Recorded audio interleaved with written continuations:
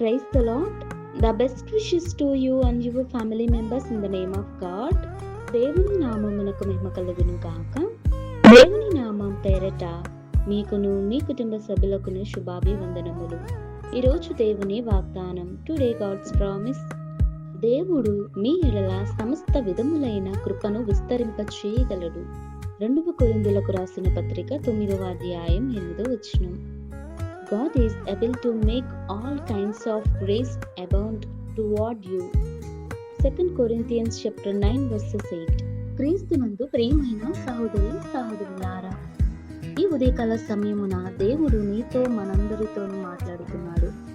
దేవుడు ఏమని సెలవిస్తున్నాడంటే, అపోస్తుడైన పౌలు కొరింథీయుల సంఘమును గూర్చి ఆ యొక్క ప్రజలందరిని గురించి తెలియచేస్తున్న మాట, దేవుడు తనకి తెలియచేసిన మాటలను బట్టి, దేవుడు మాట్లాడిన వాగ్దానాల రీతిగా, సెలవిచ్చిన రీతిగా దేవుడు అపోస్తుడైన పౌలు ద్వారా మాట్లాడుతున్నాడు.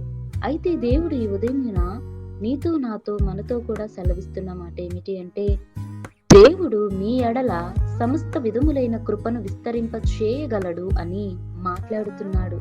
చూడండి, దేవుడు మనకు కృపను అనుగ్రహించాలనుకుంటున్నాడు. ఆయన కృప లేనిదే మనము ఏమీ చేయలేము. కృపలు దేవుడు దయచేసినవి. ఆయన కృప లేని క్షణము మనము జీవించలేము. ఆయన కృప మనకు ఉంటే మనము ధన్యులము. ఆయన కృప నిరంతరం మనలను కాపాడుతుంది. ప్రతి విషయంలోనూ దేవుని యొక్క కృప మనకు తోడుగా ఉండడం వలన మనం ఆశీర్వాదమును పొందుకుంటున్నాం. దేవుడు మనకు మంచి ఆరోగ్యమును, స్వస్థతను, కుటుంబంలో సమాధానము, ప్రతి విషయంలో కూడా దేవుడు తన కృపను మనలో కూడా, మన ఇంటిలోను కూడా విస్తరింప చేయాలని ఆశపడుతున్నాడు. అయితే దేవునికి మనము మన హృదయమును సమర్పించుకోవాలి.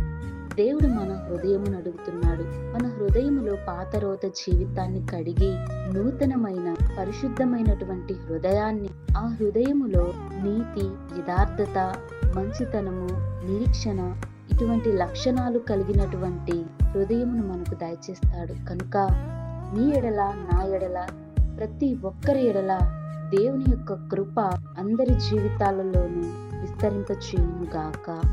ప్రార్థన. మహోన్నతుడా, సర్వాధికారి, నీకే నా స్తుతులు, స్తోత్రాలు చెల్లిస్తున్నాం ప్రవ్వా. దేవా, నీ కృప లేనిదే మేమేమైపోతాం దేవా. ఈ రోజున చూడనటువంటి ప్రజలు చాలా మంది ఉన్నారు. కానీ ప్రవ్వా, ఈ రోజున లేచి నిన్ను ప్రార్థిస్తున్నామంటే, నీ వాక్యం వినగలుగుతున్నామంటే అది కేవలం నీవిచ్చిన కృపే దేవా. అందును బట్టి స్తోత్రాలు ప్రవ్వా.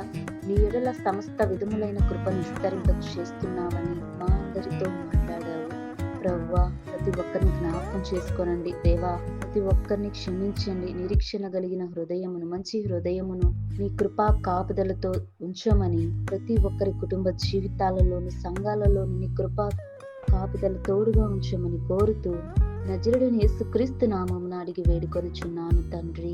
ఆమేన్.